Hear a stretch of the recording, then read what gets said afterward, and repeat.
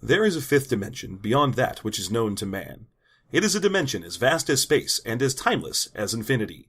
It is in the middle ground between light and shadow, between science and superstition, and it lies between the pit of man's fears and the summit of his knowledge. This is the dimension of imagination. It is an area which we call the system mastery, a shadowy realm where horses are beaten, 1d6 damage at a time. Please find enclosed for your consideration one RPG, titled Heaven and Earth. Picture a leaden volume of another time, a once brilliant star in a firmament no longer part of the sky, eclipsed by the movement of Earth and time. Heaven and Earth, whose world is a projection room, whose dreams are made of tarot cards. Heaven and Earth, struck down by common sense and lying on the unhappy pavement, trying desperately to get the license number of decent mechanics.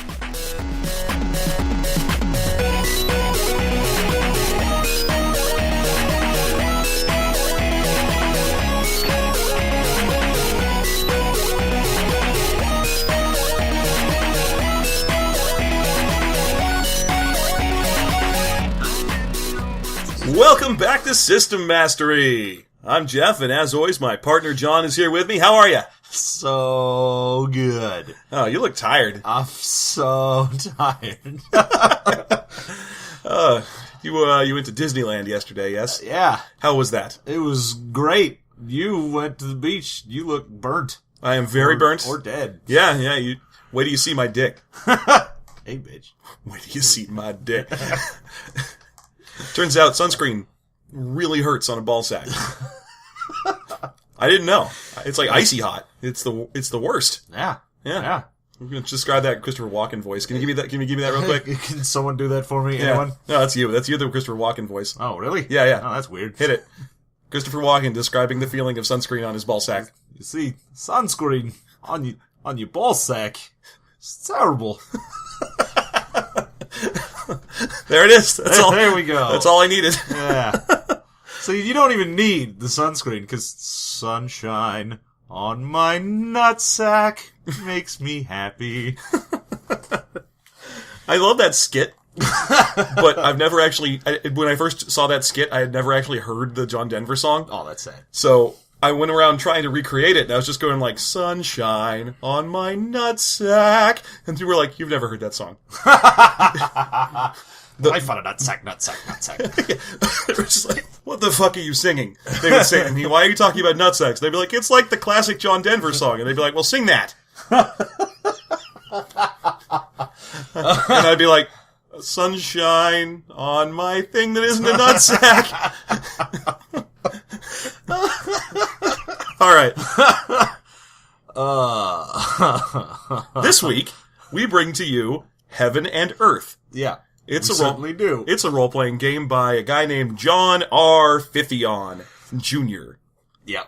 He is a guy that knows people and got one of the people who worked on the original Vampire the Masquerade to do his foreword in there. Yeah. He knows people, including like just his friends, and then he uses them as quotes at the top of chapters in these books.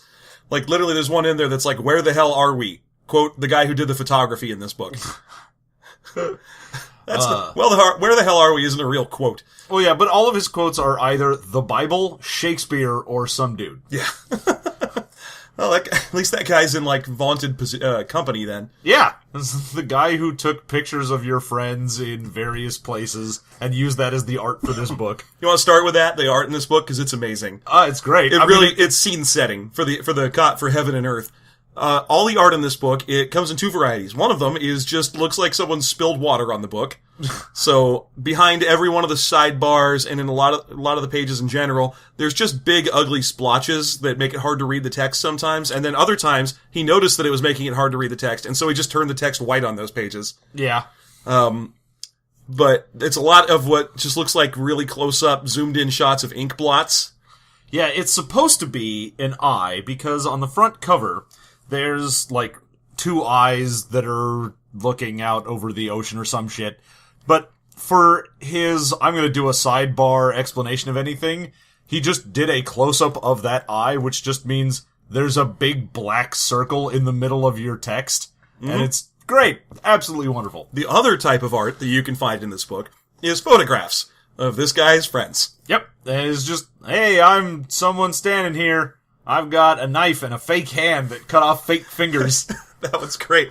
All of them they tried to make them very slightly spooky because, I know we haven't even said this yet. Spoiler alert, this is just like Twin Peaks, the book. Yeah, this is 100% Twin Peaks, X-Files, the book. Yeah, a little tiny bit of Hellraiser, or Hellblazer, excuse me, not Hell... Yeah, not Hellraiser. No, this book does not have such sights to show you. Oh, no, it does. It's got some great sights to show me. Like, for example, side boob. Someone's topless mom. That scene that picture is amazing. It's someone's very friendly-looking topless mom. She's in a closet somewhere. She's in a walk-in closet. She looks very charitably, very nice. She looks. There's a pet carrier in the room. In the close foreground is a large dog carrier covered in folded laundry. In the corner, she is being handed a jacket by what appears to be a tiny demon, but it's just its eyes and mouth. Oh, and then there's some great Venetian blinds right behind her, and she's wearing a pair of Wrangler's 501s, and you get a little side boob. Man, it is the least sexy, shirtless picture of someone. It would be super sexy if it was someone you had a connection to. Like, literally, if that was a picture that was like, oh, my girlfriend sent me a text message while I'm at work. Oh my. I wish I hadn't opened this in the meeting. That's the level of porn it is, where it's like, this is sexy because it's a friend. Cause I know. Cause I know. Yeah, this is between me and them. We also get someone's grandma standing in a doorway, and they put some flame effects behind her. And then they digitally altered her face so that she's got a creepy smile, instead of just kind of looking around like she just shuffled out between episodes of The Price is Right. There's a 1991 style cordless phone and an answering machine on one set next to her, and she's standing near the world's oldest stove, above which is written in paint on the wall. I'm sorry, in Photoshop near the wall. MS Paint on the wall. Help me. And then my favorite, what I think is the author, I'm not sure, is the guy who is the preacher. And he's near the back of the book. There's a guy who's a preacher, and he's standing near a big pile of preacher stuff. And he has 1991 Dave Coulier mullet hairdo. The kind of mullet that's made out of curly hair, so it goes back, and then it makes a reappearance and comes back around over the shoulders towards the front. Like his whole head is just a cresting wave of hair. Yeah. It's business in the front, top floor, and then party in the back and the basement. Yeah, there's more business in the front, in the basement. So there you go. That's the art of this book. Now, as for what the book is itself, it's, you know, every book or every media ever about a tiny small town where crazy things are happening and maybe it's haunted. Yeah, it's that. Like, the whole premise, if you've seen Twin Peaks, is that it's essentially Twin Peaks with more spooky things happening even than there. Yeah.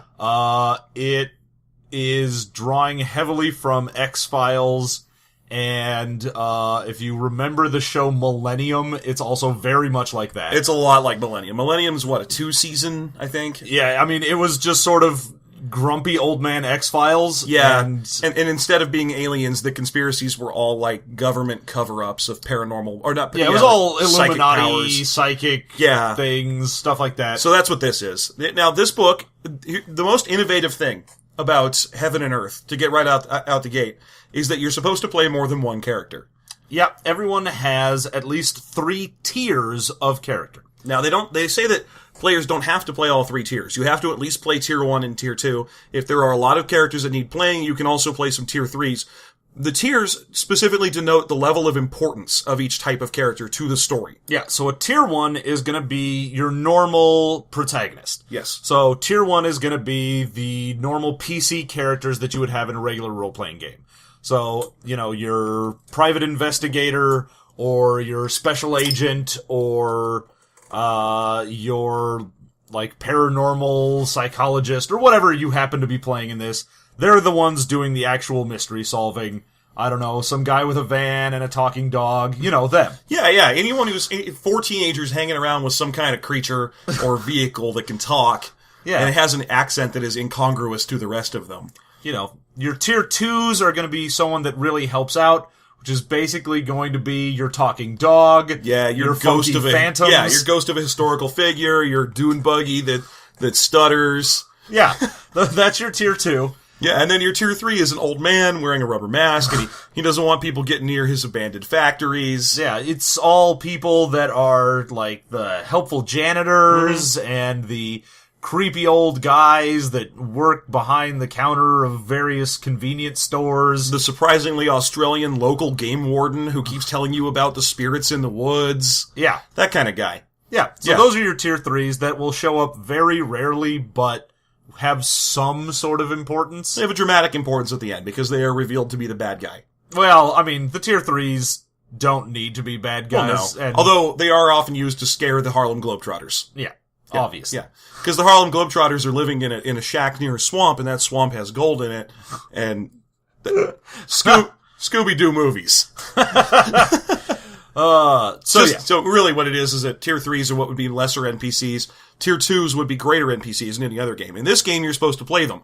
The whole concept of this game, similar to when we reviewed Nobilis, is that no one is ever not playing. Yeah, because there's going to be a lot of things in here where either it's going to be someone's trying to investigate something themselves because they had a weird vision or a dream about something, or the party is going to decide, well, someone needs to go check out what's happening at the lake while someone else does the autopsy, whatever it happens to be. There's usually a fairly decent amount of circumstance in a plot for this game where you're probably going to split up, and they want to make sure no one's just sitting around waiting for their turn. Well, it's just like Twin Peaks. You know, Twin Peaks didn't have the main character, the Kyle MacLachlan. I've never seen Twin Peaks. Can I go ahead and say that? I'm just you can admit that to the people. I'm just aware of Twin Peaks. I've never seen it. I've seen the first 2 episodes. Thing is, it's hard to get unless you're committed to getting it now. Oh, yeah. Yeah, it's not like it's on TV, and so I would have to go and purchase it if I wanted to see it. Or see it on Netflix. I don't think it's on there right now. It is. Oh, shit. Well, okay. I'll fix this problem then. Do it. All right. So I have not seen it. I'm familiar with it, but the Kyle MacLachlan main character, is that right? Yeah. Okay. He's not in every scene. No. There's a lot of, like, backdoor dealings, and the whole point is that the town is more corrupt and sinister than you would normally believe for this small town. Sure. And that's sort of the same thing going on here. And spoil it for me. Who killed Laura Palmer? Is it JR. Was it Little Dwarf? JR shot Laura Palmer. J.R. Ewing? Yeah. Do you think we should do the Dallas RPG? It exists, you know. It's really just one of those how to commit a murder by moonlight type. Yes. Yeah. It's one of those books that tells you how to commit a murder. You know. Like the Bible. Speaking of the Bible. All right. Speaking of the Bible, this book speaks often of the Bible and thinks highly of it. This book is called Heaven and Earth for a reason, because the apocalypse is coming, you guys. Oh, get ready. Yeah. So it goes with the whole premise of the book is that God and Satan had a running bet, and they could never best each other, which is odd that he decided to say that God couldn't just beat the devil at things. Well, I mean, that is the only way that particular chunk of Christian theology makes any sense. If God's omnipresent, then Satan just shouldn't exist. So, sure. But whatever. Moving on before we get into a big theological thing. So, they're like, okay, great. I'll create humans. They'll have souls. I'll create souls for them. And after an undetermined amount of time, whoever has the most souls wins. Great. Yeah. So, people are fighting over everyone's souls. Yeah, they're like pogs. You gotta get the most pogs. And, so, the angels and demons will occasionally try and get people's souls. And then Jesus is a thing that exists. He's the lamb. And the great thing about Jesus is he doesn't want the apocalypse to happen. He's the only one fighting for humans. He is the Larry H. Parker of this setting. Yep, he will fight for you. That's right. He's the Larry Bird of this setting. He is gonna do I don't know. What did Larry Bird do? A layup? I don't know. Probably. Okay. He's the Three Stooges character Larry. No. He's Larry the Cable Guy of this book. Yeah. Jesus really gets her done. Gets her done, and he really wants you to try his tasty beer bread. And Jesus' sister has so many moles, you guys. So many. It's like a reverse constellation. So yeah, he is trying to make it so that the end times don't happen because he wants humanity to just keep on trucking. Yeah. So that's basically the 3 sides. For God and Satan, the apocalypse is literally coming soon. They describe the game as being in the end stages of the apocalypse approaching, and there's some very insensitive ways that the author chooses to make that point. Some very 1991 ways of making that his point. He notes, for example, that the AIDS epidemic is definitely a sign of the coming apocalypse. Yeah, totally. Yeah, that's because of fornicators. So anyway, God wants the apocalypse to happen as much as Satan does. Yeah, because they're just sort of tired of this bet, and they're like, all right, let's see who wins. So at the moment, they've sent down all their angels and demons to win as many souls as possible for the last big layup. And that's not this big of a surprise to me, because did you know that 16% of all the humans that have ever been alive are alive right now? Yeah. It's super important right now. It is. Because of crazy overpopulation, there are now more people on Earth than ever, and it's actually a true statistic that there are currently 16% of all the people who've ever been alive on Earth. That's a huge number. Yeah. So if you can get that many souls, that could totally swing your vote. So God wants the world to end so he can win his dumb bet. Satan wants the world to end so he can win his dumb bet. And Jesus is chilling out and being like, no, guys, come on, let's all get together and prevent the apocalypse. The reason Jesus doesn't also do his second coming is because he believes that would make a lot of people go to God's side, and then they would end the world immediately as well. Yes. Now, I want this to be noted, on a pedantic and unfriendly note, that this author is writing about the apocalypse a lot. Yep. It's mentioned sometimes 3 or 4 times on a page. Yep. He can't spell it. Yeah. He spells it apocalypse. Apocolypse, or the doom that will befall the Pocono Mountains. Yes. So, I hate that, and I don't like this guy. Oh, that's sad for you. Because of that. Only that, though. That's enough. Nothing else in the book. Oh no, there's lots more in the book, but that's enough. Okay, so that's the basic backdrop. Now, let's get this clear. None of that really matters. Not really. You're mostly dealing with small town weirdness. They mention that angels and devils are a thing that can show up, and they might, but most of the time you're not going to know what they actually are. And if they do, it's probably going to be fairly late in your game. Yeah. So, when you're making all of these ridiculous characters that you are making, because you've got, at least probably 3 or 4 characters that you want to make, you've got 4 different stat zones. So you've got your mind, your body, your spirit, and your heart. And you choose one of these, and that's going to be your dominant sphere. Isn't one of them soul? Is soul? Yeah, well, spirit instead of, yeah, okay, alright.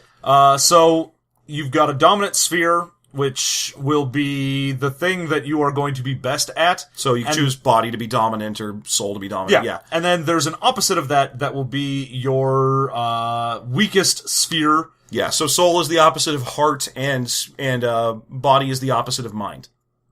I'm pretty sure. Probably. I don't care. Yeah. So each one of those gets a certain number of points you get to put into follow-up attributes that are under those. So each one has 3 attributes. Yes, and I don't remember any of them, except that dexterity is definitely one of them. Well, you get... Okay, so for your body, you get agility, endurance, and strength, your general body stats. That's what you always get. Yeah. For your mind, you get your psyche, which is your, basically mental stability. Okay. Reason, so how your normal intellect stat. It's your smarts. Yeah, and then wit, so how quick-witted you are. Alright. For heart is all your emotions. Mm-hmm. So you have empathy, you have, faith, which is believing in something, which is odd because that's not in your soul stat. Yeah, and he has a big thing in there where he tells you why. Yeah, because it's your belief in anything, not just anything spiritual. On another note, this book is basically written in first person. The number of times that I came across a paragraph in this book that starts with, according to what I think. Okay, so empathy, faith, and passion. So how strong your emotions are. Sure. Great. Okay. And then in your soul, you've got enlightenment, which is your metaphysical awareness of the world.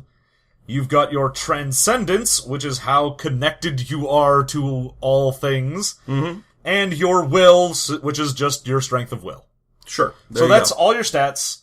You're gonna get... You get some life points or whatever, but, who cares? Yeah, I mean, you got derived stats from there. So yeah. you got your hit points, and then you're gonna have your destiny as well. Yes, destiny. Destiny and fate, which are 2 different things in this book. Yep.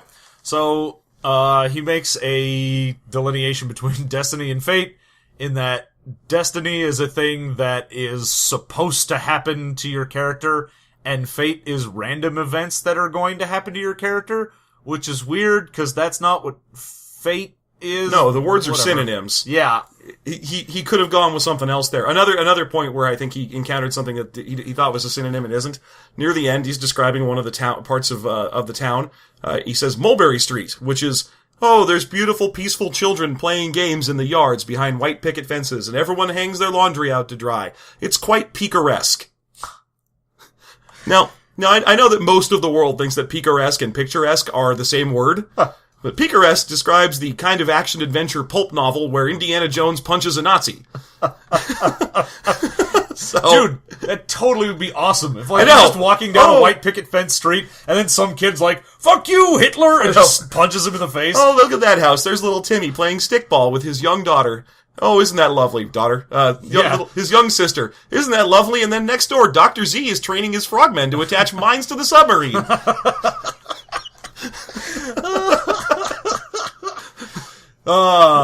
Anyway, moving on. There's a lot of little things in here that just needled at me. I mean, I'm just going to go ahead and say this. This is 100% the definition of a heartbreaker. Oh God, yes. This is a dream on pages. It is, this guy poured himself into this book. It is on every page. And what you don't see is anyone's attempt to challenge him or change anything about anything, because either that or you do, but you just see him barreling through it. Like, no, that's cool, John. You should put a sidebar that takes up 12 pages of identical sidebars. That's real easy to read. Oh my God. There's random poetry in this. Oh, the poetry. I think he wrote. Probably. It isn't attributed to anybody. Yeah, because it doesn't say, like, and then this came from whoever. Yeah. I have to assume that it's just, I wrote a poem and I decided, fuck you, I'm putting it in my book. It's the kind of poetry that middle school girls write. The kind where when you first realize that poems don't have to rhyme. Oh, no, it's, this guy looked at some E.E. Cummings and was like, this dude's great, I can do that. Yeah. It's the kind of poetry where we'd read it to you on the air, but that wouldn't carry it across, because it's poetry that's defined by spacing. Oh yeah, it's all like, I've got a thing over here, and then I've got a left indent and a right indent, and then I put this part into circular, or into centered. Yeah, and then I hit return twice instead of once before I started typing again. Wow. And then I did one line, letter each, so that my word just goes straight down instead of across. Ho, ho, ho, ho. Yeah, it's that kind of stuff. It's so weird. There's a lot of personal touches in this book. Yes. There's a section, sorry. No, I'm just saying, this is very much, he talks about his own ideas for things a lot in this. It is, the voice is him. Way more than anything else that you'd normally read. So, it is amazing. Okay. There's a section under, so let's talk a little bit about what you do here, because I want to describe a story, but it's in a section we haven't gotten to yet. And, that's that when you build your character, you put points in each one of those stats that you have. So and the points range from about 1 to 5. Yeah. So you can have like a 1 to a 5 in things like will or psyche.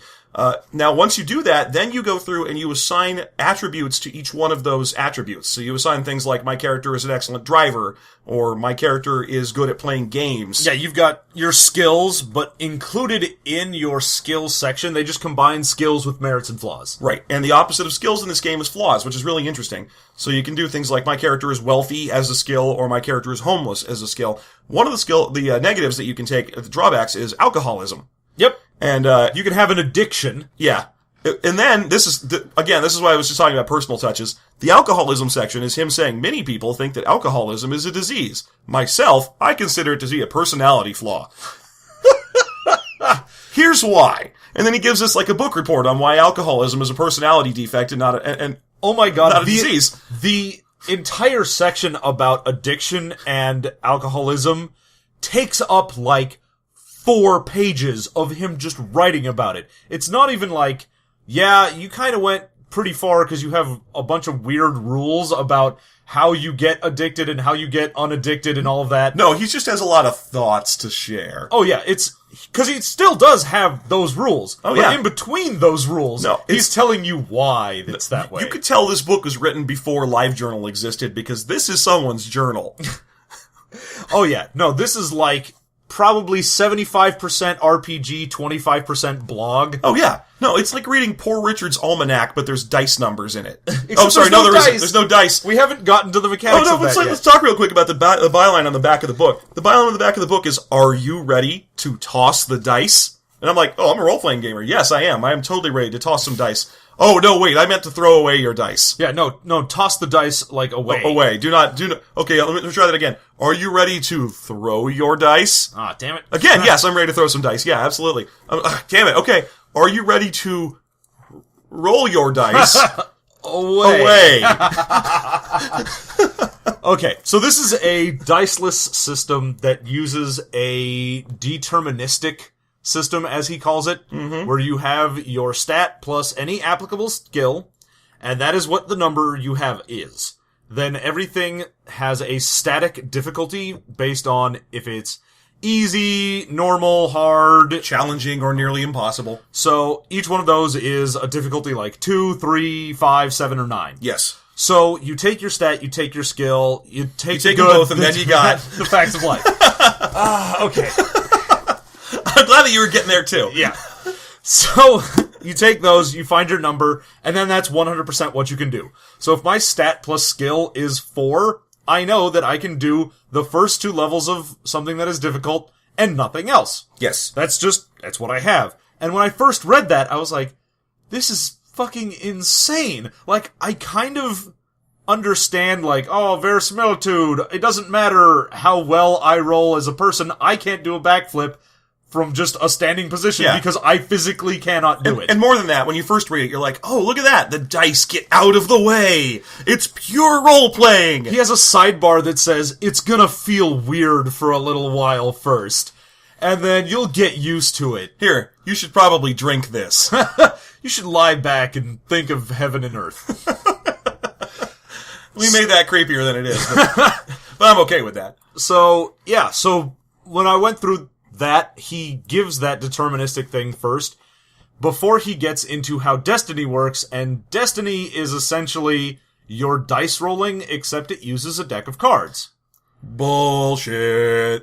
You know what? Dice or cards are a random number generator. That's what dice are. It's just more pretentious to replace dice with cards. Oh, yeah.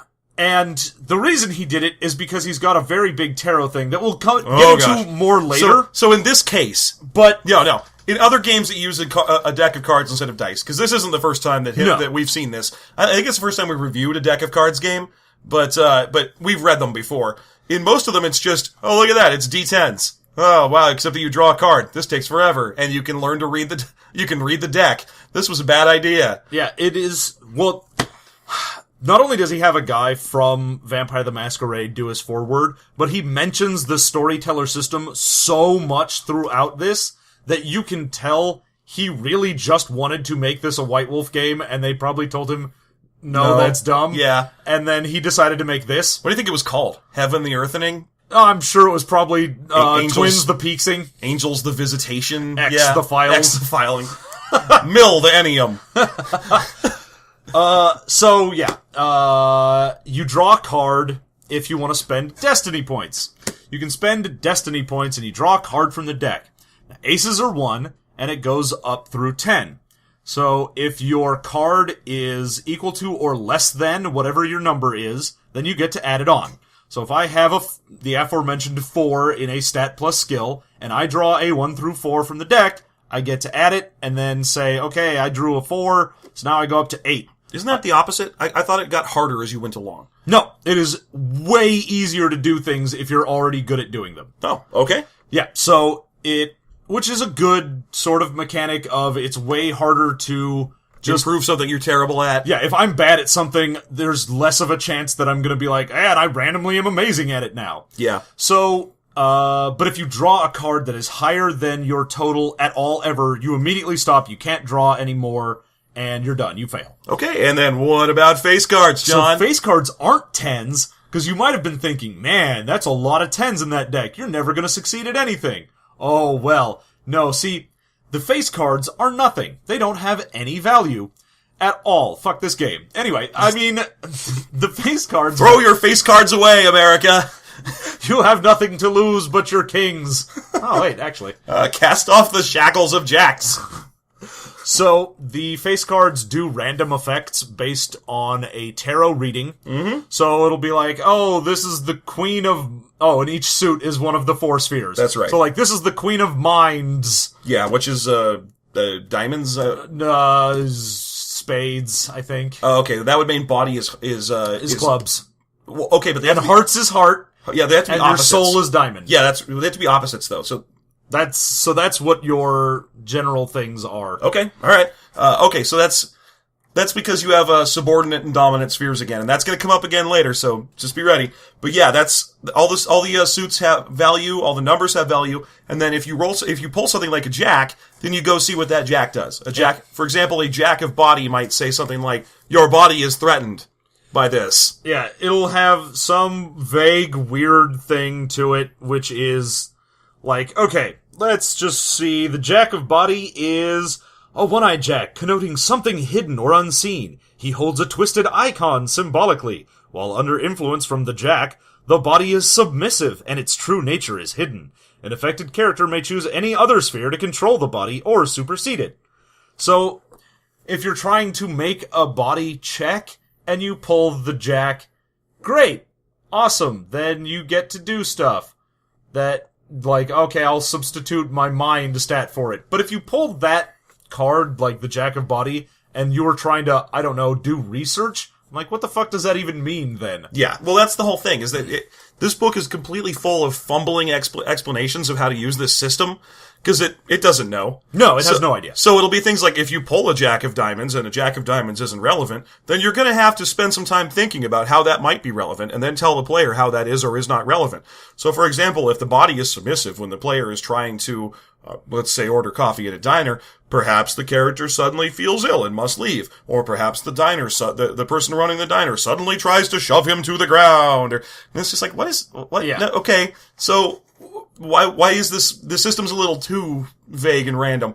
But we're not done with the cards yet either, are we? Because at the start of every play session, you deal out a tarot deck, and then a tarot deal, and then you apply it to some character. Yeah, so you're going to have a few cards that you draw. Mm-hmm. You're going to draw a card, and that's going to be what your main effect is. Mm-hmm. So each one of them, not just the face cards, there are things for everything. So you've got, like, you can tell the 4 of body does a thing, and the, like, ace of hearts, and so on. Mm-hmm. They all have their own thing that they govern. 52 little paragraphs about what each card does. So you'll draw that and you'll go, okay, here's the governing effect that we're looking at. Yes. Then you'll draw a card for who it is affecting. Yes.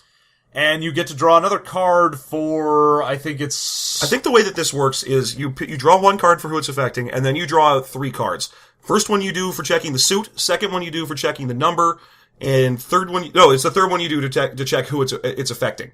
Yeah. Because you can't just pull a card. You can't just say, here's the jack of spades. You have to say, the jack of hearts, which we're only checking that to see if it's a jack, and the 2 of spades, which tells us that it's actually the jack of spades. Because I think that's a tarot thing. Anyway, he says specifically that it's a modified tarot, because a real tarot would be too random and weird. Which, whatever, your game is random and weird. Yeah. So there you go. Anyway, there's a whole section on how the tarot system works, and then it ends with one of my favorite things about this game, which is that if you ever fail at a roll and you don't want to, you can just challenge the DM to a game of cards. Yeah, there is a section called Gambling with the Game Master, and if you spend 5 of your destiny points, you can challenge the Game Master to a single hand of a simple card game, and then whoever wins, you have to set terms beforehand. Yeah. So, you might go, alright, the example given is some dude is caught in an explosion and dies. Mm-hmm. And he's like, I don't want to die. Yeah. I'll gamble with you. We'll play blackjack or whatever. Yeah. And so, the DM's like, alright, well, the terms are, if you win, then you're not dead, you're just in a coma. And if I win, then you're dead, and the guy that's next to you loses a point off of his faith stat because he just saw you die and he doesn't believe in things anymore. Yeah. Which is terrible, because now you're fucking someone else up over your dumb gamble. And being in a coma isn't worth it. You can only check to see if you recover from a coma once every 3 months. Well, no, that's if you fail a lot. Oh, okay, fair enough. It doesn't matter. It's still like once a week or something crazy. We've said so many times how much we hate it when a game pushes you out of the game forever. Like, not really forever, but close enough. Because if you get pushed into a coma in a game, and you're like, oh, I'll be unconscious for a month. Well, great. We set the game a month later when you wake up, because no one wants to not play. Well, I mean, at least with this, you one, go, character. maybe it was my tier 2 that went into a coma, Yeah. whatever, who gives a shit. Still, I don't like it.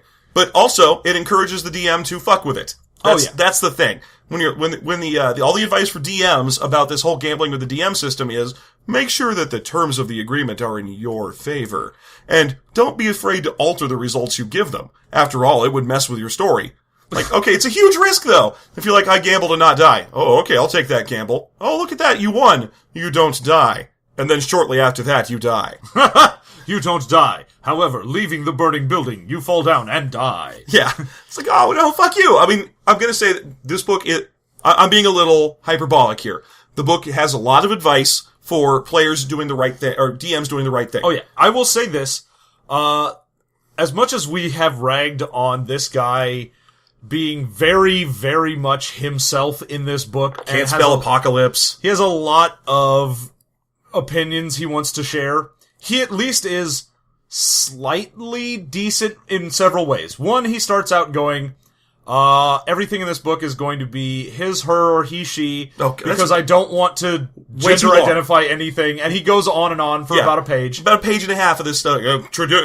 People would argue that historically the he has become the neutral descriptor in American English vernacular, but I find offense with that because I feel as though it is derived from a position of original patriarchal power. Now, in this book, what you will find from me is only the he, she descriptor. By the way, this isn't true.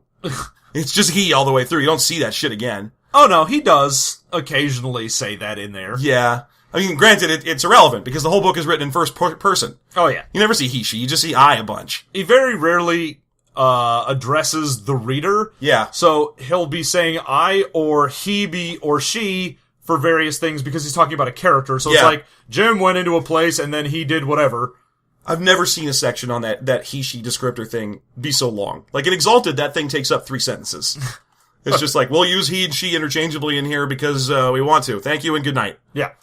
Well, I mean, granted, this was 1991. No, it was 99. Oh, okay. Yeah. Sorry. It was late 90s, and they had only sort of just started really deciding to not do that and everything. So kudos to him. I want to give this guy plenty of kudos because the book, I'm not a huge fan of this book. I think John likes it a lot more than I do. I like it way more than Jeff does. Yeah, for various reasons. But ultimately, this guy's heart is in the right place. Yeah. The book is written from the perspective of be good to your players are going to be good to you. This is a collaborative effort.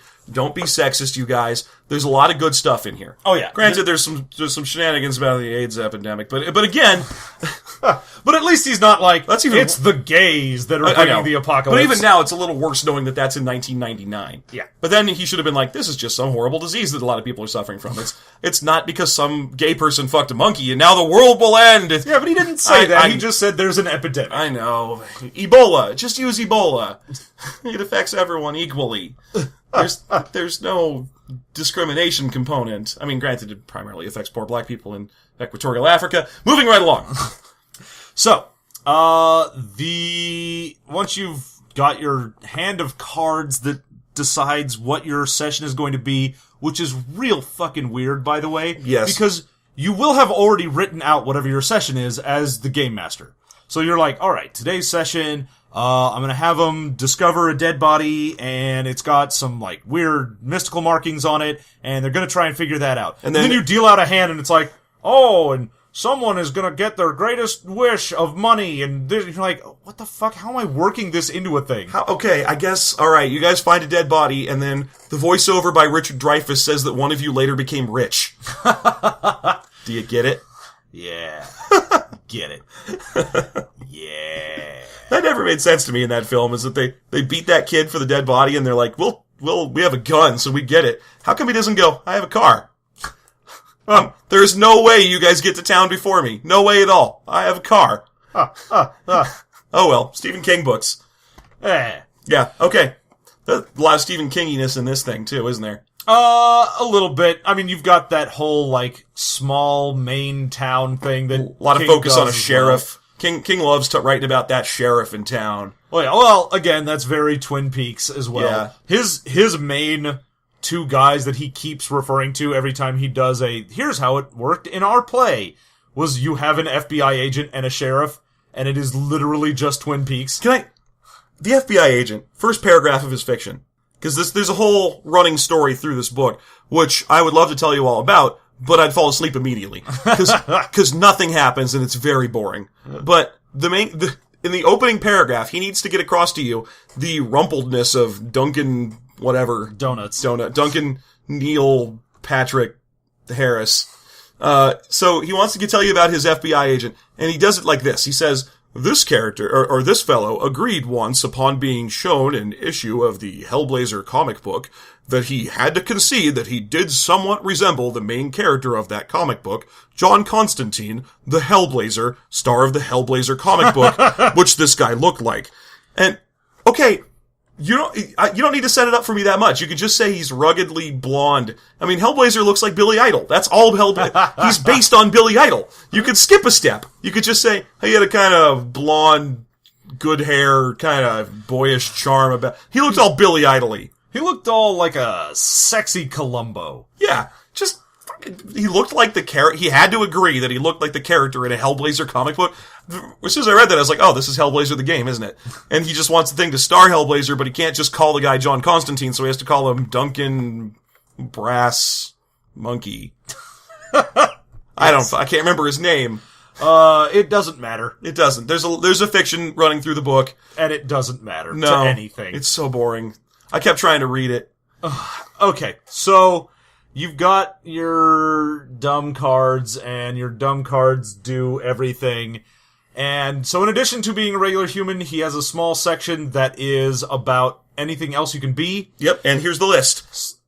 You can be a supernatural. Paranormal, which is someone who's got occasional psychic knacks. Yeah. And they come in two varieties. One of them is dedicated paranormals who are actual, like, psychics and stuff, and the other are people who have wild talents that they can't necessarily control when they happen. Yeah, it's the difference between I'm a regular psychic and I'm that Carrie psychic that just moves things without thinking about it. Yeah, or the FBI agent who occasionally just gets a hunch. Yeah. Yeah, so that's those. Although, I really liked it in the paranormal section. It's like wild talent, like things have to happen. There's triggers that can occur. Oh, yeah. There has to be certain things like, you have to be specifically under this type of stress, or be smelling this type of thing. When you smell fresh cut grass, your power activates. And then one of the powers you can get is just the ability to know where north is. So I really love that someone's got a wild talent for, like, I can smell pancakes. Oh man, pancakes. Also, north is that way. My trigger for knowing where north is I'm not facing north. North's over there, you guys, he said, jerking his shoulders back, or his thumb back over his shoulder. Thanks, Jerry. Thanks. Thanks for telling us where north is.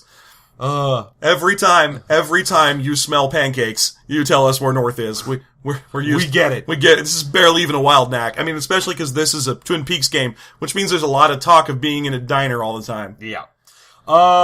So then you also get magicians, and magicians also use the deck. Oh god, that is the funniest fucking thing. To cast a spell in this game, there's a whole bunch of shit you need to know. First of all, we have to go back to that whole dominant, subordinate sphere thing. When you try to roll, or when you try to accomplish a skill in this game, you add to your result if the skill is in your dominant sphere, and you subtract from the result if it's in your subordinate sphere, your negative sphere. The other two spheres are neutral and don't do anything.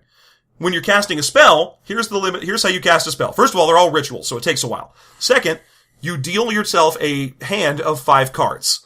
You now need to separate those cards into 2 piles. You take your neutral cards first, and separate those into 2 piles, trying to keep them as close in total value to each other as possible. Then you have to take your subordinate cards and place them such a way that they unbalance your current 2 piles in the worst way. In the worst way. Then you get to take your dominant cards and attempt to fix what your subordinate cards did. Then you check for face cards, because face cards apply the effects from face cards mentioned previously. Yeah. After that, the difference between the 2 piles of cards in front of you is the difficulty it would take to cast a spell, so you compare that against your character's spellcasting skill, and can then draw further cards to alter your attempt to cast the spell by drawing against fate. So the whole thing with this is you essentially end up just doing a bunch of dumb math, and you're like, alright, I've got these cards, and I kind of divide them up this way, and I do whatever, and it takes way too long to figure out what the hell you're doing, especially when you're like, I want to do, it's an hour-long ritual for me to try and figure out where this dude is in town. So you go through your hour-long ritual, and then you go through the hour-long ritual of pulling your dumb cards and figuring out if you did anything, and then you're like, did I do it? Yes, you always do it. You always cast your spell. It's just if it was above your difficulty, you fucked up somehow. Yeah.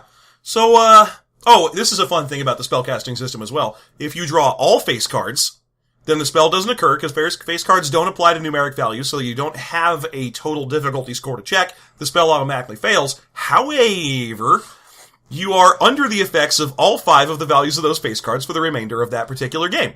Even if they're contradictory. Yes, in that case, you flip them upside down and you deal themselves to yourself whenever you need to do something, and then the one that you deal is the one that applies at that time. Yep.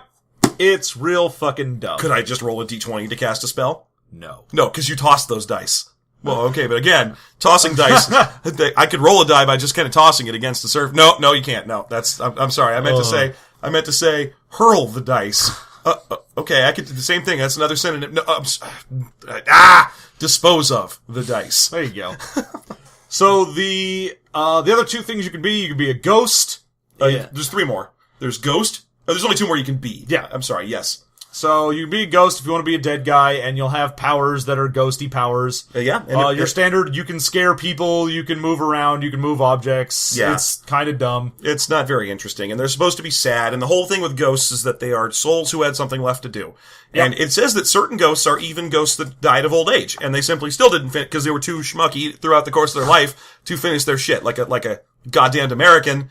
And now they need to do it as a dead body. Yeah. So you're generally characterized by you have something you want to do, you're obsessed with it, but you also suck and are depressed at all times. Yes, and your powers are to, like, scare people and stuff, so great. It's not that interesting. You're gonna try and scare Sonny and Cher and the Harlem Globetrotters.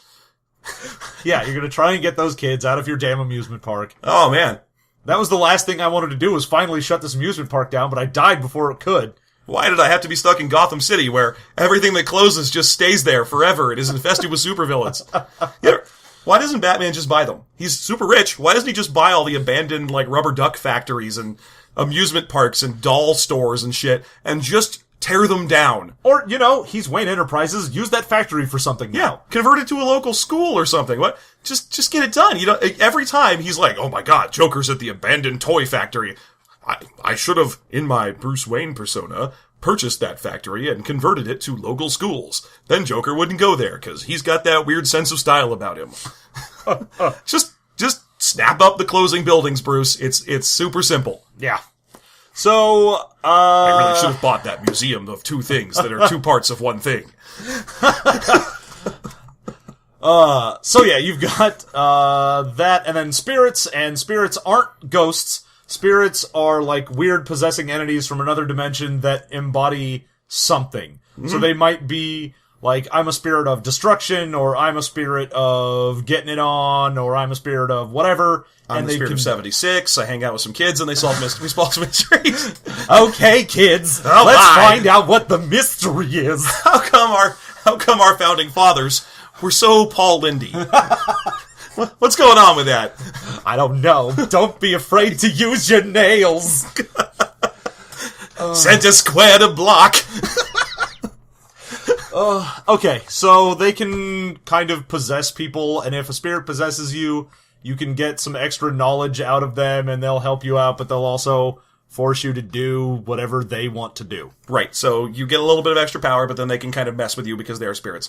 The last thing in that big section is demons and angels, which are not player characters. Nope. Not allowed to be them, but they are set up exactly as if they were. I guess so that the DM can design them fairly, which... Yeah, they have power stats and things as well. Yeah, it's wholly unnecessary, because they're demons and angels. They can just do what the fuck they want. Oh yeah, if you're not having them be player character accessible, the fact that he goes on like a page and a half about what demons do when you sell your soul to them, and the contract thing. Yeah, what they can do and what they can't do, and what entails, like, can they fulfill this or that? And I go, you're the fucking DM, do whatever you want. Well, there's a cute section where it goes, because the first power that demons have is contract, and it's there to be the opposite of bless, which is one of the abilities angels have, which is to give you an ability for a while. And basically the angel bless ability sets people up to be Moses, because it's all stuff like you could part the Red Sea, you could turn things into snakes, you could make it rain cockroaches, etc. That's what I do whenever I go to the strip club. I always just make it rain cockroaches. I'm not allowed in strip That would be very unpopular. Hey, I brought in a couple of 20s. Where can I trade these for bags of cockroaches? Right around the corner. Right around the corner, sir. Did you want normal or hissing? Oh, hissing. I'd like to be in the VIP lounge. Yeah, we don't go to the VIP lounge unless we use the classy, good kind of cockroach. Yes. But demons use contract, and contract is just the wish spell rewritten. Because it's straight up, demons will never make a deal with you that's a good deal for the demon. A demon will always make a deal where it fucks you later. And not the good kind of fucks you later, but the bad kind of fucks you later. Where the kind where it takes your words and reverses them and twists them, and it's horrible.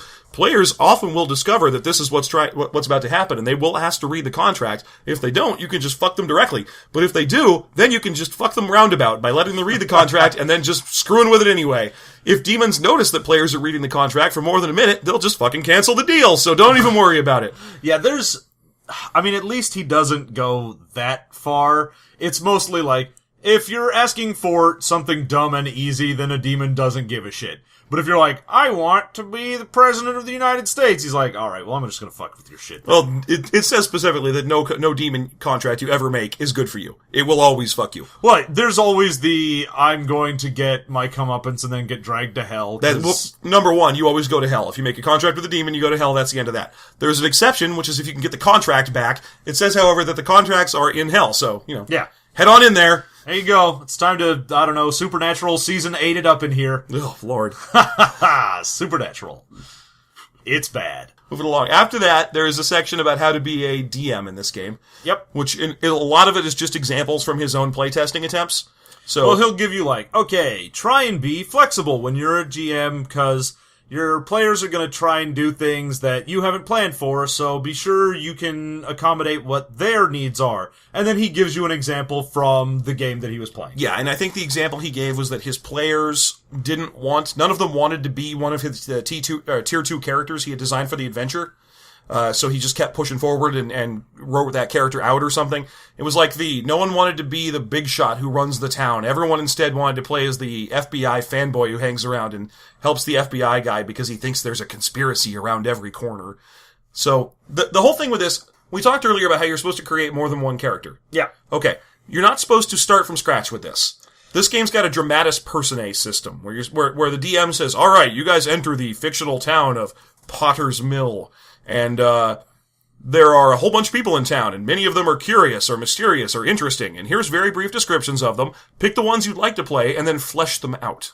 Yeah, so you'll get things that are just very basic, like, you run the mill, or you're the town sheriff, or you're a local waitress, or whatever it happens to be. Yeah. And then you decide what they're actually like. You're the ghost of a murdered teenager. That's one of them. I'm not making a Scooby-Doo reference here. Yeah, no, that's just straight up, you are Laura Palmer's ghost. Yeah.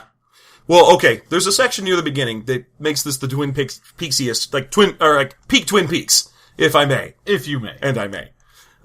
It says, make sure that the people in the diner that you hang out in are all very serious characters. I don't mean serious as in serious. I mean, they're characters. Perhaps one of them always eats an egg dish for breakfast every day, and he can remember the egg dish he had every single day of his life. Yeah. So it has a lot of make this town just super America, small town, but just off in some way. Put the log lady in there. That's a thing, right? That's okay. Good job. You knew a thing from Twin Peaks. I think I saw that in a burlesque show or something where come for the Twin Peaks, stay for the well-clad, actually, bosoms. Yay. Burlesque shows are terrible. Oh, you're going to piss off all of our burlesque listeners. Our burlesque listeners? Do they listen in a burlesque way? I mean, I already pissed off our picaresque listeners. Yes, all of our pulp listeners out there fighting Nazis and trying to take over small towns. Oh man, we had some guy sitting there screwing together a doomsday bomb in his basement. He's like, oh, those guys, they're on the list. Oh no, Doc Savage! Yeah. And then it ends with a little adventure that you can do. I only read the first page of it. I was on the beach. Yeah, it's Frankenstein's apprentice. Yeah, there's a guy taking body parts, and he's trying to make a body out of body parts. Well, that's the right thing to try and make a body out of. Yeah, I mean, if you're trying to make a car out of body parts, you're going to have a hard Start time over. with it. Flowchart to check on. Number 1, are you trying to construct a body? Yes. Are you using it car parts? Yes. Start over. So, yeah, and it's interesting. He, again, has a lot of, this is what I did when I was running this game. And there's a little too much of that. I've said it before about this book, but there's a lot of first person in here that is just unnecessary. Yeah, there is. It's like reading some guys, it's like reading the making of Heaven and Earth. Like if this book came with the DVD notes, Oh man, that would be great. At this point, I was thinking that I should put in a paragraph about what I think alcoholism is. Okay, maybe not of this book, but other books should have a making of DVD. Yes, a making of D&D DVD. That'd be pretty good. I'd watch that. The Master. It would be pretty much constantly. Yeah. Yeah. Okay. So, shall we break down this book into its Shall meats? we break down into tears? Shall we break down into dance? Shall we break bread together? Well, we're going to do that later anyway. Oh, great. I'm pretty hungry. How about you? Yeah. I could eat. In fact, fuck this podcast. Fuck this podcast. Fuck burlesque. What else do people like? Let's see. Call of Duty. That's a shitty game for idiots. It's true, though. Anyone who plays that game is a big dumb dummy. And they're only going to have sons who are terrible. Yes. Congratulations. Okay, whatever. Okay. What would you say is your favorite thing about Heaven and Earth? My favorite thing in this game is actually the way it treats religion. It's one of the few games that has had a actual focus on religion as a thing, but hasn't turned it into, you have God powers and roll to pray, and you don't interact with God, you don't interact with the devil. Yeah. You might have an interaction with an angel or a demon. But the book is very clear about don't let that go on for too long, have the angel leave right away, they should be cryptic and unknowable. And you might not even realize it was an angel or a demon. Yeah. And it's... Even if it is, Oh yeah. How do you talk to an angel? Well, first I check my stats on, I don't know, dexterity plus talk. Everything's dexterity. I can't believe you didn't just go to the next line of the song. Is it because, like everyone else in the world, you don't know it? Why would I know that? Because it's a good song that you don't know. Terrible song. Oh. Get out. Oh. Okay, I'm sorry. But you're right. For a game that literally has a faith score, this book doesn't feel like it has a faith score problem. No, it is very much like things are unknowable and vague, and it does go with the premise of the book is that there is a God and a Jesus and a Satan. So it's not like you have to take a lot of things on faith from the GM perspective, metagame, but the characters in the game, it has a very strong struggling with faith, struggling with what do you believe aspect to it that isn't just, oh, I wonder if God is real, and then you look over and every street corner has a cleric performing miracles. Yeah. That is a real problem in a lot of other games that this game definitely handles. Yeah, so I think that definitely my favorite thing in this book is the way it handles religion in a book that is focused about religion without going crazy over it. All right, I think that's good. And I think it's important that you've got to have faith. Yeah, you got it. You got it. Faith. Faith. Yeah. Faith. Yeah. And you also have to have a heart stat, so don't give your heart away. Yeah, no. Yeah. Yeah. Because otherwise, how are you going to touch your body? Moving on. The cider's really good. What would you say your favorite thing in Heaven and Earth is? I like, and this is weird because my primary issue with this book is that the guy's got this deep personal tone where he goes over informative, but I like the guy. I like his voice coming through. He's very fair as a DM. He wants his players to have a good time. He wants his DM to be able to create an interesting game for his players. Yep. Remember, this is us. This is System Mastery, and most of the books we read have angry, grumpy writers who want the players to suck. And not this one. This guy's like, no, don't, if someone does something that's going to ruin your game, talk with them about it. Make sure, I know that I have a thing in here where they can roll, they can gamble against you, but they don't need to. They can have a discussion with you and come up with a solution that'll work. Yeah. So I like this guy's kind of moderated, neutral tone about how to have a good time with players, because that's the hardest thing about a lot of these old RPGs is that adversarial goddamn bullshit that pops up. That's not in here. This is a good book. Yes. Ish. This is the good book. It's a good book about the good book. Yes. Okay, what would you say is your least favorite thing about Heaven and Earth? My least favorite thing, and it pops up in this game and several other ones, is that the destiny points that you're spending to draw cards to see if you succeed at something, to gamble with the DM, to do a bunch of dumb things. Cast spells. Your destiny points are your XP in the game. Yes. And I hate any system that makes you choose between being good now and being good later. Yes, I agree. It's terrible. I love brownie points, fate points, destiny points, whatever, that let you try and go, oh, this kind of sucked. Let me see if I can turn it around. Yeah. That as a concept is great, but when it's tied into, if you do this, you don't get XP, that's kind of terrible. Yeah, I think that's absolutely true. So that would be my least favorite thing in the book. Okay. Your least favorite thing? Okay, this happens fairly early in the book. But there's a section about how to check against your stats to see if you succeed at things. I want to say roll, but of course this game does not have dice, so. Yeah. Alright. It does it by saying, okay, your character would like to drive a boat. He checks to see if he has a drive skill. If he has a drive skill, he should check against his drive skill to see if he succeeds at driving a boat. Sure. If he does not, then try another skill, or another attribute. For example, he could drive the boat using his will score, by using sheer will to do something that he is not good at doing. And as soon as I read that, I was like, oh, so just put your will score as high as it can go and use that for everything? Like, every single thing? Like, oh, I'll shoot that guy with will because I want to so bad, even though I don't know how to use guns, sheer will alone will drive me through. Yeah, having that, I mean, it's not a big section, but the fact that it's in the book makes it so players are going to be like, wait a minute, I don't have a drive skill, but what I do have is mad skateboarding skills. It's basically the same. Well, the will is the worst example. He literally used the worst possible example for how to roll skills. Yeah. If you're bad at something, just roll any other skill that you can argue your way into. Yeah, it's just, hey man, why don't you be argumentative with your DM until he caves? No, all I want is for the book to be concise and definitive. Using your will score to overpower the fact that you don't have any other skills at all is stupid and shouldn't be in there. It should just be, if you can't drive, you're bad at driving. Yeah. That is essentially it. And I mean, it does say, like, don't make your players actually have to test if they drive a car, because who gives a shit? He says all players are literate and have an education and can drive and can swim. Yep. It's that simple. He doesn't want to deal with that, and it's perfectly fair to say that, because everyone can drive. You don't need that skill in a modern game. Yeah. Okay. So yeah, that's my least favorite thing, is that the guy tends, and that's not an isolated incident. The guy tends to cave a lot of the time and say things like, well, if you can't figure out what this does, maybe you could waffle in this direction, or maybe you could waffle in this other direction. I'm like, waffles. Oh god, waffles would be so good. Oh, north is that way. Oh yeah, bringing it around. Yeah, that's right. Okay, so, there's a lot of sections in this book where he just goes off on these waffle fests where he's just like, well, maybe in this situation this could happen, but in this other situation this other thing could happen. It's like, dude, this book's 400 pages long. You could make a decision. You could. Yeah, okay. So there you go. John, would you play Heaven and Earth?